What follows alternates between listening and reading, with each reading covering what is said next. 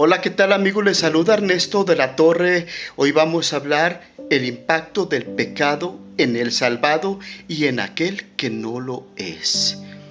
La actitud ante el pecado es diferente en aquella persona que ha sido regenerada, salvada por la gracia de Cristo, y la actitud de aquel que no ha sido regenerado, que no cree, o aquel que solamente ha sido convencido, pero no ha sido redimido por Jesucristo. Analicemos. Es importante notar que tanto el creyente como el no creyente experimentará la presencia del pecado y ambos llegarán a pecar.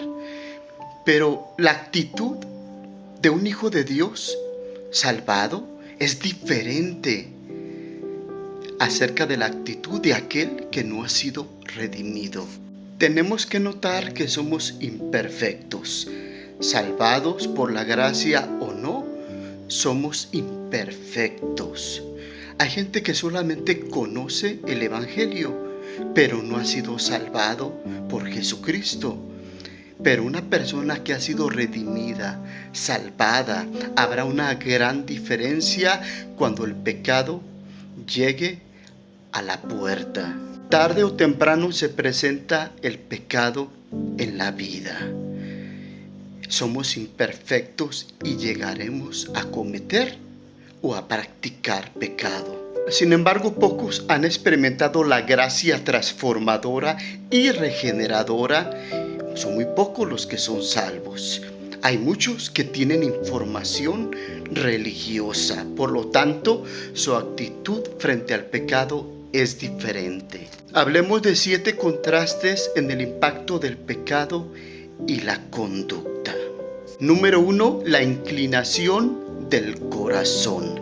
Alguien que no ha sido salvado, su inclinación al pecado es constantemente piensa en el mal. El pecado lo tiene esclavizado, es practicante del pecado, se deleita, se goza, de tal manera que el pecado es su estilo de vida, pues solamente tiene la información, el conocimiento de la Biblia, o vive de una forma desinteresada de Dios. Sin embargo, él como esclavo del pecado se somete al pecado y a la maldad. En Efesios 2, 1, 3 dice que nosotros también fuimos esclavos y andábamos en otro tiempo siguiendo los deseos del pecado de nuestra naturaleza caída. Sin embargo, cuando Cristo viene, la inclinación hacia el pecado cambia. El verdadero creyente ya no es practicante, ni esclavo, ni dominado por el pecado. Ha sido liberado del yugo de la esclavitud del pecado, pero llegará a pecar porque sigue teniendo una naturaleza pecaminosa. Sin embargo, no será un practicante, alguien que corre hacia el pecado, sino que huye del pecado. Sin embargo, a veces el pecado lo puede alcanzar. El salvado por la gracia es como una oveja que cae en el lodo y no está contenta, no está a gusto, pues no es su naturaleza. Saldrá del lodo y continuará adelante. Pero el que no ha sido redimido tiene una naturaleza de cabra. Cuando una cabra cae al lodo, está cómoda, está a gusto, pero el verdadero cristiano se siente incómodo y buscará a su Salvador, pedirá perdón y continuará en la vida justa y santa. En 1 de Juan 3:9 dice que un verdadero hijo de Dios no practica el pecado. Tiene la unción de Dios que le impide ser un practicante del pecado y de la maldad, porque ha nacido de nuevo, ha nacido de Dios y por lo tanto no se deleita y no vive en el pecado y en la maldad, pero sí llegará a cometer pecado, pero no lo practicará. Número 2, la reacción inmediata ante la caída. Aquel que no ha sido salvado se justifica. minimiza su pecado, no lo confiesa, no cambia, se oculta, se aleja de Dios, como lo hizo Adán cuando pecó. Se escondía y se alejaba de Dios y se justificaba echándole la culpa a su mujer y a Dios por haberle dado a su mujer. Pero en aquel que ha sido salvado por la gracia, cuando llega a cometer pecado, siente dolor, siente tristeza y busca cambiar, busca a Dios para que Dios lo restaure y busca seguir adelante en el camino de santidad y de justicia. Su tristeza es para vida. Segunda a los Corintios 7:10. El verdadero cristiano salvado, el Espíritu Santo le redarguye, lo motiva a arrepentirse, a levantarse, a acudir y buscar a Dios para ser restaurado y continuar en el camino, el cual es Jesucristo. Número 3, el agente de disciplina y convicción por el pecado. El no salvado solamente siente remordimiento, vergüenza, culpabilidad y se sumerge en su desesperación, como lo hizo Judas Iscariote, que en vez de arrepentirse terminó quitándose la vida. Y en aquel que es salvado por la gracia es disciplinado y corregido por Dios. El Espíritu Santo actúa en él.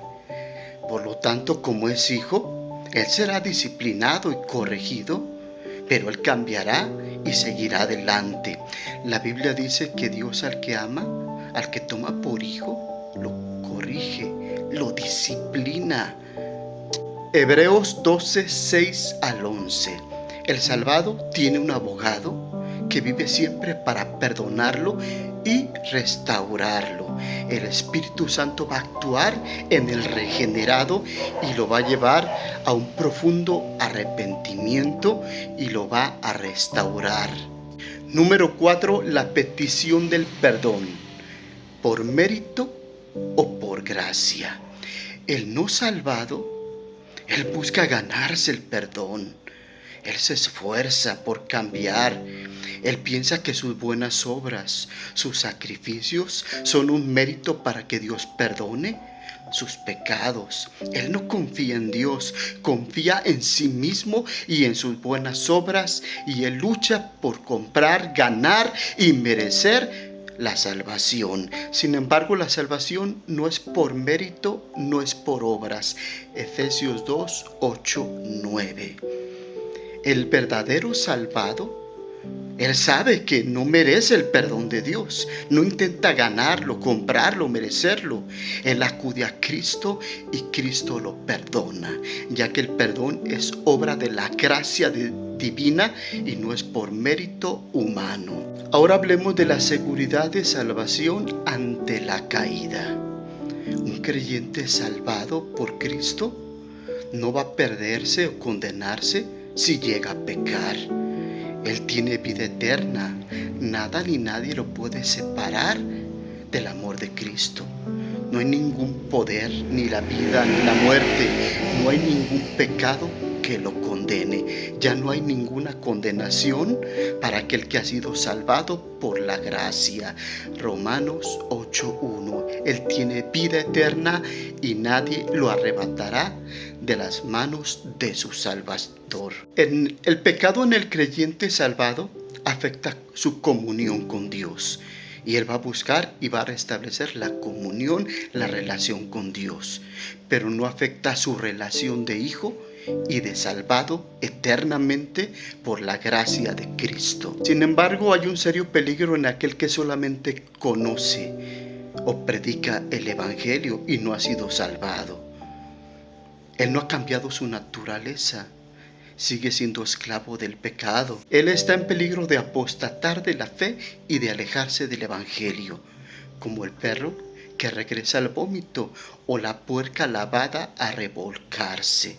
Solo eran conocedores, pero no eran convertidos. convencidos pero no eran convertidos. Comparte.